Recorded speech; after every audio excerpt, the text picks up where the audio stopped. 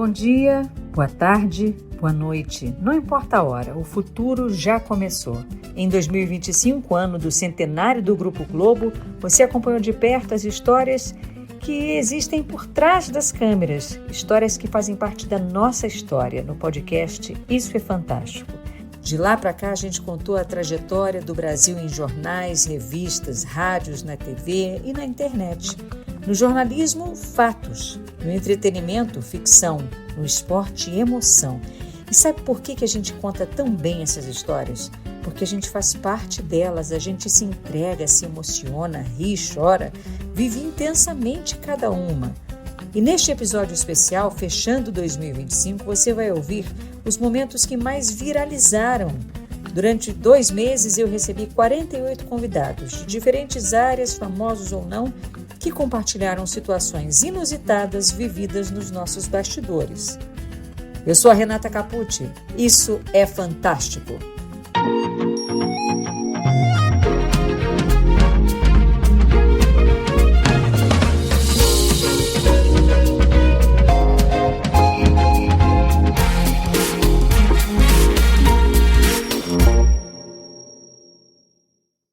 E a gente começa relembrando a história da nossa parceira de equipe, a produtora do Fantástico, Natália Bucci.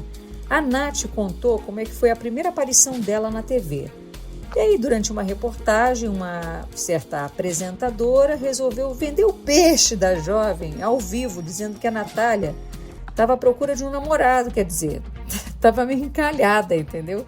O problema é que isso foi em rede nacional. Escuta só. É assim, quando eu era adolescente, em 2009, devia ter... Ontem, né? Exatamente. Uns 18 anos, 18, 19 anos atrás, eu participava muito de concurso cultural. Sabe aqueles concursos que você manda frase, vídeo, e aí eles premiam a mais criativa e tal? Eu fiquei muito especializada nisso, assim, eu era viciada. Tinha planilha no Excel organizando os concursos. Olha. Aí eu ganhei muita coisa, muita mesmo, assim, viagem, Havaí, Londres, Nova York, Buenos Aires... Ganhei 2 carros, ganhei muita coisa. Virou 2 carros. Gente, eu era achando que ela ganhava briga. Não, era muita coisa legal. Pega aqui, sorte. pega aqui, Então, pega aqui, pelo amor de Deus. Por causa dessa ideia de sorte, quando eu ganhei o primeiro carro, o pessoal que promovia o concurso perguntou assim pra mim: nossa, Natália, a gente pôs teu nome no Google, viu que você já ganhou várias coisas, já participou de alguma reportagem? Eu falei, não. Aí eles, você toparia participar? Eu falei, claro, achando que era assim, um folhetinho da lanchonete, né? Era de uma rede de lanchonete esse carro que eu ganhei. Peraí, vamos explicar um pouquinho? Deixa eu ver a resposta que você deu a essa rede. Por favor. Né? Nem lembro. Deixa eu ver como é que é. Era o que você faria para ganhar um Fusca? Que dar um rolê de Fusca na cidade é um barato. Porque quando entra em um Fusca, qualquer passeio vira uma viagem. O trânsito é uma festa de arromba, não levo multa de jovem guarda, os brotos avançam um sinal comigo e até o vendedor de balas é um garoto papo firme. Poderia trabalhar no caceta, né? A resposta... Às vezes era legal, às vezes era meio mico, eu mandava várias, assim, eu fiquei super, esquematizei mesmo, né? E eu gostei do Fusca 68. Era um Fusca verde Caribe, lindo. De colecionador. Safra. Você gostou 68? O 68 era bem bonito, era bonitão. Lindo, verde Caribe, era uma graça o carro. Ganhei. Aí, o que aconteceu? Eu fui chamada para participar, né, de uma reportagem. E aí eu tava meio sem graça, eu não sou uma pessoa exatamente do vídeo, né? Tava assim, ai gente, televisão e tal, né? Não sabia ainda que era televisão. Você pensa que você não é. Aí me ligaram da Globo. Aí eu falei, não, como assim, né? Eu tava achando que era um folhetinho, uma coisa simples, né? Eu fazia jornalismo na época, mas não pensava em trabalhar em TV. Gostava muito de impresso, de escrever. E aí fiquei numa saia justa, porque o pessoal que me deu o carro queria muito que eu participasse, né? Mostrar o carro na televisão e tal. E eu tava morrendo de vergonha. Mas aí tive que topar. Aí foi uma equipe de TV lá em casa e eu, assim, foi um mico, porque eu errei tudo que eu podia. A repórter tirou para o ímpar comigo 2 vezes, eu perdi nas 2 ou mais. Par ou ímpar? Ganhou! Ela me perguntava que dicas eu dava, eu falei uma coisa meio coach, meio autoajuda. Tem que acreditar que existe, tem que acreditar em você, né? Eu queria morrer, assim, quando eu vi a reportagem. E não satisfeita com isso, quando acabou a reportagem, voltou para a pessoa que estava apresentando o jornal e ela fez o seguinte comentário: meu nome é Natália Prosperi Bucci, né? Aí a pessoa falava assim, Repare o sobrenome da jovem, Próspere, lembra prosperidade. Natália confirmou o sobrenome e também outro ditado. Sorte no jogo, nem tanto assim no amor. A jovem não tem namorado. Nós desejamos boa sorte a você, Natália. Nesse quesito também. Eu me afundei no sofá porque eu falei, o jornal está me desejando boa sorte. O jornal está me chamando de encalhada. E na época eu nem tinha azar ainda, né? Então assim, eu queria morrer. Porém, rendeu bons frutos, né? Eu vendi o carro super bem, uma pessoa viu no jornal, me procurou e quando a repórter estava na minha casa, ela falou, você sabe que tem um programa da Globo de estágio, né, para jornalista, chama Estagiário, um programa super legal, considera isso. Aí eu fiquei sabendo que existia esse programa e me inscrevi no ano seguinte. Aí chegou uma etapa que era dinâmica e aí eles perguntavam pra gente, qual foi a sua primeira experiência com TV? Aí, todo mundo contando histórias assim, né, que brilhantes, prêmio S na faculdade. E a minha era a história que eu fui chamada de encalhada. Mas fui estagiária da Globo. Depois entrei no Fantástico. Eles devem ter adorado a história. Fiquei super feliz, me deu um diferencial ali na dinâmica, né? Sim. E aí depois fui parar no Fantástico, que é o lugar que eu tô até hoje. Essa história te rendeu a entrada na TV. Sim, eu entrei na TV. A gente tem uma parte dessa reportagem, vamos ver? Vamos ver. Onde estão as promoções, como que você vai usar a linguagem lá para o determinado assunto. E acredita e participa, dá certo. Par ou ímpar? Par. Ímpar. Ganhou! De novo, hoje é seu dia, tá vendo? Vai jogar. Reparou no nome da família? Próspere. Lembra próspera, né? Bom, a Natália confirma o sobrenome, já ganhou uns 100 mil reais em prêmios e confirma também outro ditado. Sorte no jogo, nem tanto assim no amor. A jovem não tem namorado, então nós desejamos boa sorte para você, Natália, nesse quesito também. E você, Sandra? E eu, Sandra, eu vim aqui pra gente quebrar essa profecia. Eu quero que você fale que eu tenho sorte no amor agora. Eu ia te perguntar. Por favor, eu preciso. Que maravilhosa. É muito bom. É surpresa, mas como foi você? Mega carismática, eu fiquei brava. Mas primeiro que eu peço desculpas, é morrer de vergonha. Não, foi engraçado. Que poçado. Fez um trocadilho com o nome. Então, muito engraçado aqui você se divertindo e tal. Não, com esse sorriso aí, pessoa que pra ficar brava. Mas sem noção essa. Como é que vai falar uma coisa dessas? Num outro episódio de O Futuro Já Começou, a Xuxa reviveu um momento hilário e inesperado dos tempos de show da Xuxa. E é claro, só poderia ter acontecido ao vivo, né? Essa crise de riso nem a rainha dos baixinhos conseguiu conter. Então, vamos lá. Show da Xuxa, a Mary Lu, a menina que fazia Libras do meu lado, Moderninho do meu lado esquerdo. E aí eu fui pegar uma cartinha e eu fui ler o endereço, na Bahia, uma rua que se chama Curralinho. Aí quando eu fui ler, eu fiz assim, Curralinho. E a menina do meu lado, na língua dos sinais, ela fez. Ela fez e eu vi. Eu olhei. Ela fez o quê? A hesitação mais Ela fez o indevida. Curralinho, né? Ela desdobrou a palavra. Ao invés dela fazer, né, fazer coisa, ela fez mesmo, né? E aí eu vi ela fazendo sinais e aí eu comecei a rir. E ela começou a fazer o ha. E cada vez que ela fazia o ha com a mão, eu ria mais ainda, segurando a mão dela para ela parar de fazer ha.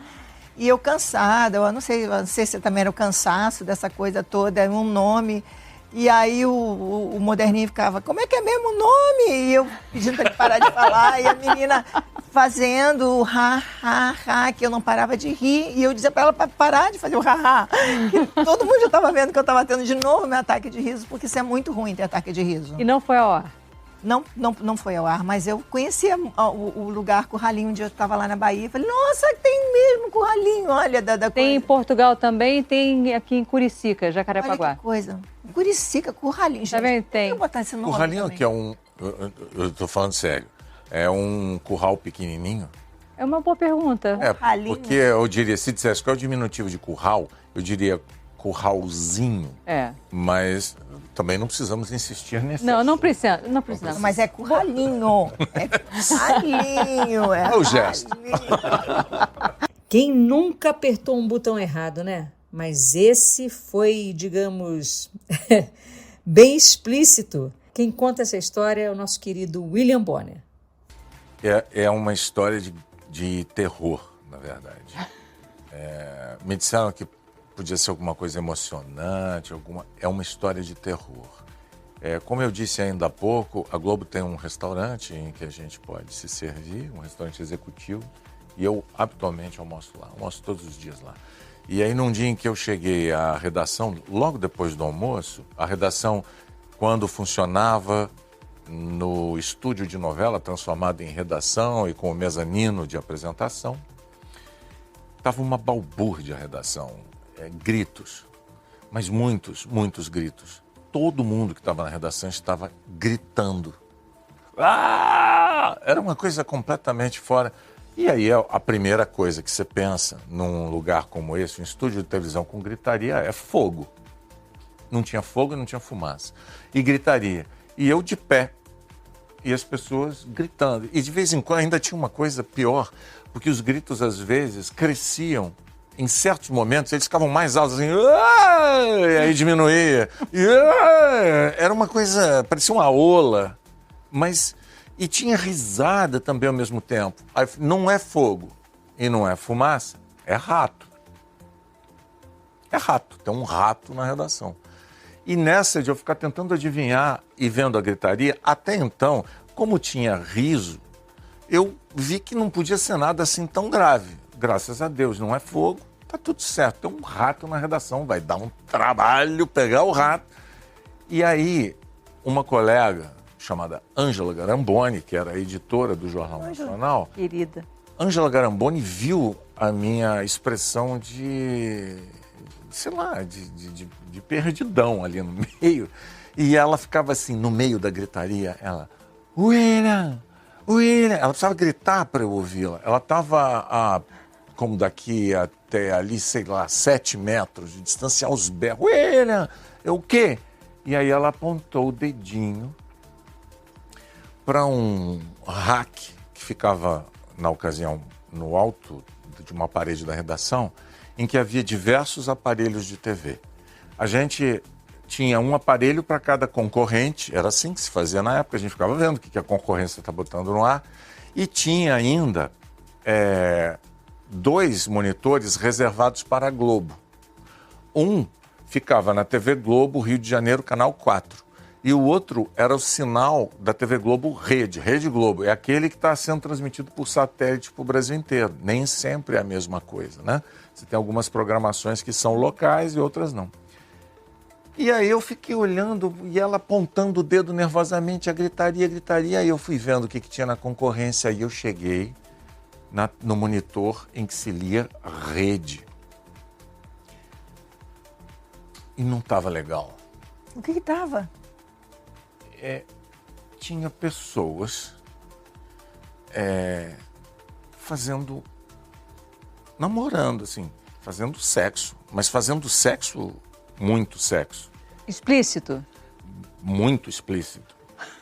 E era muitas pessoas fazendo muito sexo, muito explícito, no monitor de rede. A minha reação, eu fico arrepiado só de lembrar, eu digo que é terror. A minha reação foi de absoluto pânico. Eu fiz assim.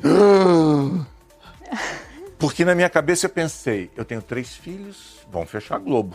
Acabou. A concessão da Globo vai ser cassada agora. A Globo está transmitindo sexo explícito. Eram 3 horas da tarde. Caraca! O Brasil estava vendo uma porção de gente copulando e fazendo coisas muito estranhas. Algumas, inclusive, eu não sabia que podiam ser feitas. E estava acontecendo aquilo. E olha que eu já não era uma criança. E os gritos e as risadas. E aí eu falei, pelo amor de Deus, liga para a programação. Aí uma confusão, alguém pegou o telefone e ligou para a Globo de São Paulo. E aí, Selma, o que está passando aí? O que está passando aí? Ela, novela. Aí ela, em São Paulo tá passando novela. Aí eu falei, mas como? Aquele é o sinal da rede. Aí eu peguei o telefone e liguei para o Samuel Linhares, que era gerente de programação. E ele tinha uma voz, já faleceu o nosso querido Samuel. O Samuel atende assim, fala, mestre! Porque eu liguei do meu ramal. Eu, Samuel, pelo amor de Deus, o que você tá vendo aí na tua frente agora na Globo? Tá maluco, mestre? Tô vendo a novela. Falei, que novela? Vale a pena ver de novo. Falei, Samuel, descobre o que está acontecendo aqui na redação, no monitor da rede. Tá rolando sexo, Samuel, mas sexo pesado, Samuel. Aí ele soltou uma expressão de interjeição que é sinônimo daquela coisa que a gente segura no carro, sabe? E desligou o telefone. E aí eu pensei, bom, se ele tá vendo isso, se São Paulo tá vendo aquilo, é só aqui que a gente tá vendo isso. Aí ele liga para mim. Um colega canalizou o sinal do Sexy Hot pro canal de rede da redação.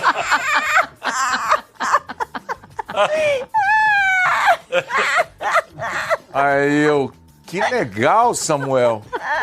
O que vai acontecer com esse pontinhos? Eu te conto depois. Nunca contou. Eu não sei o que aconteceu. Olha. Então, alguém que tem um comando de selecionar o que vai aparecer nos monitores internos, no centro interno de televisão da emissora. Nossa. Se divertiu de ver um pouco de Sexy Hot, que é um canal Globosat de assinatura, e jogou lá para a rede do nada. Fez o patch errado. Foi um momento bem impressionante da minha carreira. Você se lembra, claro, da história do sanduíche ishi. A Bianca Carvalho, da Globo Recife, era repórter por trás desse momento histórico da internet. E passei muito tempo sem conseguir falar algumas coisas por conta... Vocês viram isso, gente? Sim. Quem não viu o sanduíche? A minha sorte é que eu deixei o cabelo crescer, que era bem curtinho na época. E foi de propósito que eu deixei o cabelo crescer. Porque se eu não deixasse, todo mundo fazia, a menina do ishi. Sem condição. E eu não consegui, por causa do ishi, falar mais algumas coisas. Por exemplo, vegetais folhosos. Eu só conseguia dizer folhosos, só lembrava de folhosos, ossos. E aí, se alguém dissesse assim, eu dissesse, não, você precisa saber. Aí eu queria dizer, você precisa saber. Sanduíche, não era mais sanduíche, era sanduíche. Eu vou conversar com Ruth Lemos, que é nutricionista, para saber primeiro o seguinte, como é que a gente vai convencer, como é que os pais devem convencer uma adolescente que chega, por exemplo, no shopping center, como nós vimos, e prefere comer sanduíche, batata, porque é mais rápido, porque é mais jovem mesmo. O que é que essas pessoas precisam saber? Elas precisam saber que até um sanduíche pode ter um valor adequado. Nessa época, pouco depois que isso saiu, primeiro que a pessoa pensa que é uma pegadinha, né? Ninguém acha, Caputi, ninguém acha que aquilo está acontecendo, porque não é possível. É como eu estou conversando aqui contigo, Jorginho, tu tá falando normal, sem gaguejar, normal, a gente aqui conversando. Sim. E de repente, quando eu vou te entrevistar, tu começa, você precisa saber. Até mesmo um sanduíche, tem um valor no Aí você diz, não, mas não existia gagueira. Sabe, ela não era gaga. O que acontece é que ela se atrapalhou com o retorno, né? A gente que trabalha em televisão se atrapalha, imagina o entrevistado. O valor nutritivo pode ser adequado até mesmo de um sanduíche. Lógico, você pode diminuir a quantidade de gordura. Isso, ela se atrapalhou. Sim, ela ouviu o delay. O delay que a gente chama, né? Esse escutar com atraso a própria voz. Nós vamos dar dicas sobre uma alimentação saudável, que ofereça condições de uma melhora de vida. E o pior que eu tava... desesperada. Eu não tinha muito tempo de Globo, não. Eu ficava pensando, eu digo, é uma pegadinha, é o meu fim, e por que eu tô aqui? Nós precisamos melhorar a qualidade de vida da população. E eu não sabia o que era aquilo, e ao mesmo tempo eu fiquei com medo, porque ela não era gaga, mas as pessoas que estavam assistindo poderiam achar que ela era gaga. E aí ia parecer que eu estava tendo talvez algum tipo de preconceito, alguma coisa. Aí eu disse, cara, eu vou segurar por aqui e tentar ajudar ela. E ela tentava. Aí teve um momento que ela fazia E assim... você não tinha delay? Quando Não, você falava e ouvia você mesma normal? Leice, eu nunca entendi por que o delay deu pra ela e não deu pra mim. Eu sei que teve uma hora depois dela tentar muito, aí ela fazia lógico. E aí ela tentava, e aí teve uma hora que ela fez assim. Como quem diz assim, eu não sei o que tá acontecendo comigo. Eu tive, nessa hora que ela fez assim, eu tive vontade de dizer, nem eu. Aí, agora, é porque a internet não se interessa, né? A internet ainda tem isso até hoje. Infelizmente, não se interessa pela recuperação, a hora que a pessoa ressurge. Porque depois, quando acabamos aquela entrada, eu devolvi pro estúdio, não sei quem tremia mais, se eu ou ela, e eu tive vontade de dizer assim, meu amor, o que você fez comigo? Mas eu vi que ela estava muito nervosa, aí depois eu acalmei ela, e a gente entrou novamente, e eu disse a ela, eu digo, olha, Ruth, fica tranquila, tu vai ver que eu vou entrevistar as pessoas que estão descendo o metrô, todo mundo vai falar normal, mulher, tu vai falar normal, se você não entrar agora, nunca mais você vai conseguir. Vai se formar uma barreira tão grande, e não é? De trauma. De trauma, que se você não entrar agora percebendo que você pode, você nunca mais vai conseguir entrar. E aí ela disse, se você acha, eu digo, acho, agora tira esse negócio. E para isso precisamos substituir alimentos, aumentar a quantidade de fibras. Mas a internet, óbvio. Só mostra, só mostra o sanduíche. Mas Ruth arrasou. Mas depois ela se deu muito bem. Gente, depois eu passei um tempão sem querer falar sobre o assunto. Aí Jô Soares, saudoso, maravilhoso Jô Soares, levou ela para entrevistar e queria que eu fosse também. E eu estava começando na Globo, aí eu peguei e disse, gente, eu não vou não, que eu não quero ficar conhecida por causa de uma história dessa, e eu não sou notícia, e eu não vou não. O que aconteceu, para quem não sabe, foi uma reverberação do ponto, não é isso? Uma reverberação do ponto com o qual você nunca tinha usado, não estava acostumada? Eu já havia dado muitas entrevistas, inclusive ao vivo, e nunca realmente me ocorreu aquele fato, né? Foi bastante estranho. De botar um ponto. É. Quer dizer, não, porque o ponto normalmente tem um tempo, não é, de chegada, um tempo, e se a pessoa não está acostumada, a própria pessoa pode se atrapalhar. Vamos mostrar aqui a gente, com a sua permissão? Não riam, viu? E aí ele foi super fofo, Jô. Elogiou, disse, ela é tão querida, disse que não queria ficar famosa por causa dessas coisas, não. Deixa que eu viajei pouco depois para a Argentina, eu era proteção de tela do computador da mulher na agência de viagem. Aí eu relaxei depois, porque quando eu vi, ela estava fazendo propaganda. Olha. A nutricionista. Aí, fez do limão uma limonada. Quando eu olhei assim, eu digo, gente, se ela tá de boa, a partir de agora, deste exato momento, eu também deixei sair, sabe? Porque eu não dei causa aquilo. Virou uma referência. Hoje em dia, quando a gente tem qualquer problema de delay, a gente usa, olha aqui, gente, tá o maior sanduíche, aqui na minha orelha. Agora prepara o lencinho. A gente se emocionou demais com o depoimento do Tadeu Schmidt sobre o tio Bezerrinha. Repórter no Jornal Nacional. Mas e quando esse fã número 1 é alguém da família, Tadeu? Puxa vida. Eu estava contando pro pessoal o seguinte, que eu tenho lá em casa meu pai e minha mãe, e tem meu tio, que é meu padrinho, e que era como se fosse meu segundo pai. Era o meu parceirão, que foi quem me ensinou a contar a história. A gente sentava assim, eu com 3, 4 anos, e contava a história do menino que subiu no pé de pau e desceu e brincou com um cavalinho e encontrou o leão, aquelas maluquices todas. E aí, meu tio me acompanhou e eu era a paixão da vida do meu tio. Meu tio era um solteirão que morreu solteiro e ele falava isso, a gente tinha certeza. Eu era a paixão da vida dele. Como é que era o nome do tio? Tio Bezerrinha.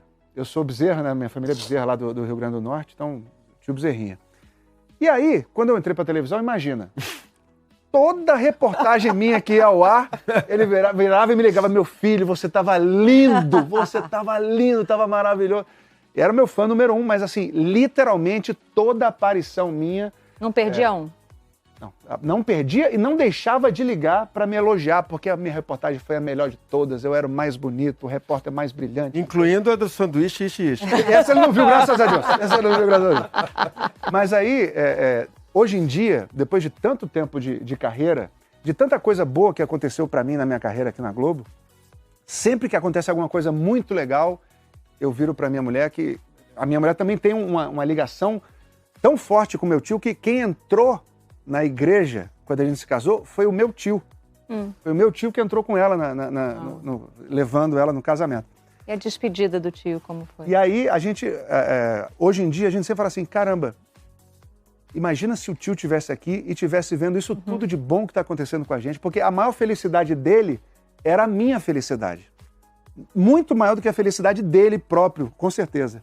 E aí, quando ele estava muito doente, estava com câncer, assim, a gente foi passar e a gente sabia que era a última semana da vida dele. Então, o que a gente fez para alegrar os últimos dias dele foi mentir, contando um monte de coisas que nunca tinham acontecido comigo. Fala, tio, você não sabe da maior. Tadeu foi chamado para ir para a Copa. Mentira! Não é a primeira Copa eu fui anos depois. Tio, você não sabe o que aconteceu. Tadeu foi chamado para participar da campanha de fim de ano. Hoje é um novo dia. Então, todas essas coisas que hoje fazem parte da minha vida e que eu tenho orgulho danado. Aconteceram todas depois? Todas também, aconteceram depois e a gente falou isso para ele. Mas ele chegou a te ver no Fantástico, BBB? Não, né? Ele me viu no... Ele morreu em 2000... Ele me viu, chegou a me ver no Bom Dia Brasil. Quando eu comecei a apresentar o Bom Dia Brasil, antes eu apresentei o Esporte Espetacular um tempo e tal, mas ele não chegou a me ver no Fantástico. Quer dizer, as coisas mais legais que aconteceram... Imagina se ele tivesse me visto no Fantástico. Imagina se ele tivesse me visto no BBB. Imagina se ele tivesse me visto conversando com cavalinhos. E ele conversava, né? Ele me contava as histórias do menino que chegou e conversou com um cavalinho. Então hoje fica só assim um quentinho no coração, né? Assim, seria a coisa mais linda do mundo se a gente pudesse dividir isso tudo com o tio. A gente chama ele de o tio, inclusive. Será que o tio não está ali ao lado de Deus, né? Te abençoando lá de cima, fazendo tudo isso também ser mais gostoso, mais curtido ainda na sua vida? Não é? Tô falando aqui emocionada também. As histórias são, né, lindas. É mesmo. Numa entrevista exclusiva, Ana Paula Arósio relembrou a época de gravações de novelas. Ela está afastada da TV desde 2010 e quase não faz aparições públicas. A produtora Maria Escodeler conta como foi a produção para ter a atriz no nosso podcast. Capucci, a participação da Ana Paula daria um livro, porque foram meses de apuração, produção, até a gente conseguir, de fato, a participação dela. Então, eu não sabia, só tinha um sonho na cabeça, um não certo, porque muitas pessoas já tentaram ter a participação dela em outros programas e, realmente, ela decidiu não voltar mais às telas, de forma alguma. Então, eu não tinha nenhum contato dela, mas eu tinha a vontade de contar com ela nesse nosso projeto, porque ela fez parte da televisão brasileira e faz parte do nosso imaginário. E eu comecei perguntando para assessores próximos, assessores de imprensa, quem estaria atualmente com ela, trabalhando com ela. E aí foi um trabalho de formiguinha. Um foi me passando o outro, que foi me passando o outro, que foi me passando o outro. Atualmente ela não tem necessariamente uma assessora de imprensa, mas uma pessoa que trabalha junto com ela, ali até eu chegar a essa pessoa. Então, o não eu já tinha. Começamos a conversar. Todas as nossas conversas por telefone tinham que ser formalizadas depois por escrito. Eu tinha que mandar um e-mail para ela. E foi engraçado que depois a gente teve uma longa conversa e eu mandar esse e-mail. A ajudante dela, poderia dizer, me ligou falando: Maria, parabéns, você não recebeu o primeiro não. E foram, assim, 2 meses de conversas para a gente realmente construir uma confiança, né? É uma pessoa que não quer mais participar não quer mais estar na frente da televisão e era um acontecimento para a gente ter ela aqui, mas tinha que ser tudo feito com muito respeito, né? Muito carinho, muita confiança, principalmente. E aí ela mandou, ao longo dessa apuração que eu tive, ela mandou 3 histórias, ela já tinha definido 3 histórias boas relacionadas a cavalos, que é a grande paixão dela até hoje, e foram aprovadas. A gente achou histórias muito legais, e uma delas foi do cavalo que ela tinha e que ela escalou para participação em uma novela em que ela atuou. Em novela de época, a gente sempre usa cavalos. E os meninos responsáveis pelos cavalos me deixavam montar o quebra-coco. que era um cavalo mansinho, super mansinho, e eu montava e ia visitar o Jaime Monjardim no estúdio. Mentira! Eu entrava dentro da sala de edição. Mas um como? Cavalo? Um cavalo. A gente ia baixando quietinho, dentro do estúdio não me deixaram. E qual era a reação das pessoas? Já esperavam isso? Ou... Não, as pessoas... Bom, talvez esperassem, sim. Olha, eu aqui no Fantástico tenho 8 anos. E uma das histórias mais engraçadas, fantásticas, foi a minha viagem com os cavalinhos do Fantástico na época da Copa na Rússia. A gente fez uma brincadeira em que eles iriam se atrapalhando e não chegariam na Rússia, mas eles chegariam em pontos brasileiros depois das orientações que o Tadeu passava para eles.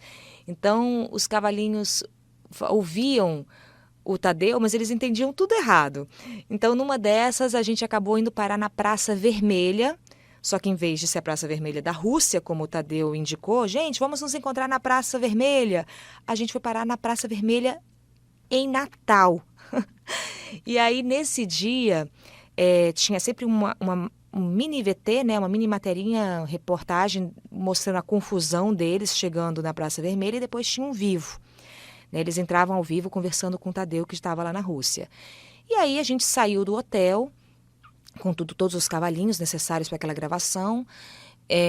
Eu falei com o Renato, que é o manipulador do cavalinho. Renato, estão todos os cavalinhos necessários aí para essa gravação, a gente já recebeu o roteiro, vai ser o cavalinho X, Y, Z, e entre eles eu lembro que tinha um da Argentina.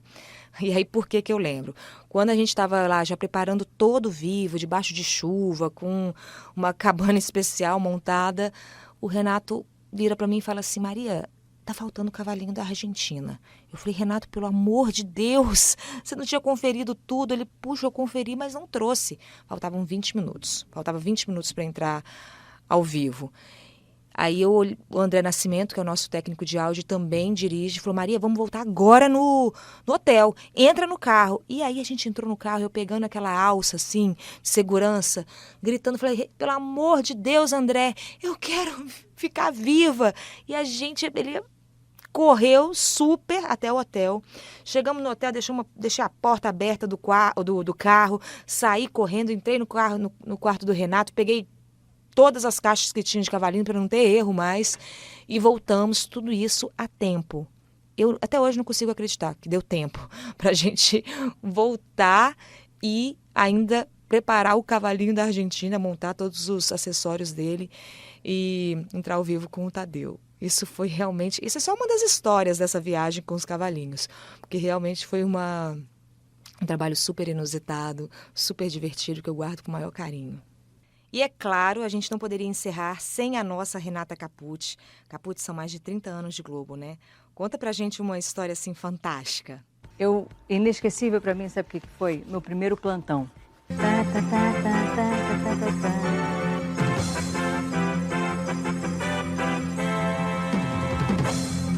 Plantão mesmo. Plantão. Rodar a vinheta e você começar a falar. Eu tinha, acho que, dias de casa, 20 dias de Globo, setembro de 95, se não me engano. Eu tinha feito, não sei se Jornal Hoje ou RJ1, estava no Calamares, que é um restaurante que tem aqui do lado da Globo, muito conhecido, almoçando com a maquiadora. E tô lá tranquila, porque eu ia continuar no plantão fazendo o RJ2, o Jornal da Noite. E aí, de repente, me chega um motoqueiro esbaforido. Capucci. Corre. Estão te chamando na redação. Larguei a comida lá, falei: paga pra mim, depois eu te pago. Cheguei na redação, a Maurício Soares, era então editor-chefe do Jornal Nacional, falou pra mim: corre pro estúdio que a gente vai dar um plantão. Eu falei: mas o que aconteceu? Leonardo Pareja foi preso. Te lembra de Leonardo Pareja? Lembro. Um bandido que bandidaço. Deu várias voltas na polícia. Goiás, não era? Era, isso. Tem uma caçada por Leonardo Pareja. Ele tinha sido preso. Ótimo. Fui no camarim, peguei um blazer. Qual é o estúdio? F. O estúdio do Jornal Nacional. E do Fantástico, na ocasião. Mas nessa época, era aquela mesa clássica. Só quem apresentava o JN eram homens. Posso fazer um parênteses? Claro. Esse estúdio a que você se refere, hoje o Brasil vê na Globo News. O estúdio F existe até hoje, é onde a Globo News está.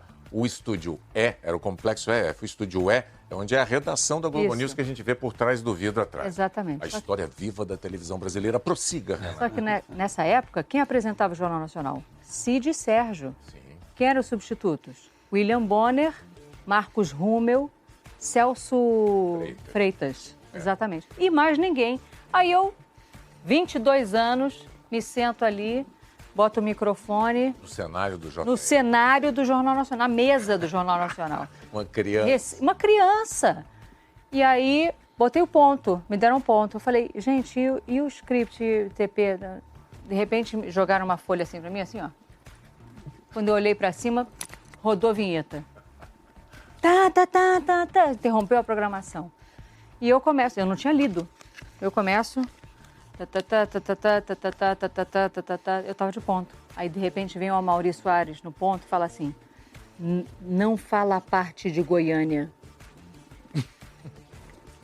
Que parte de Goiânia? E eu segui. Segura pelo ponto.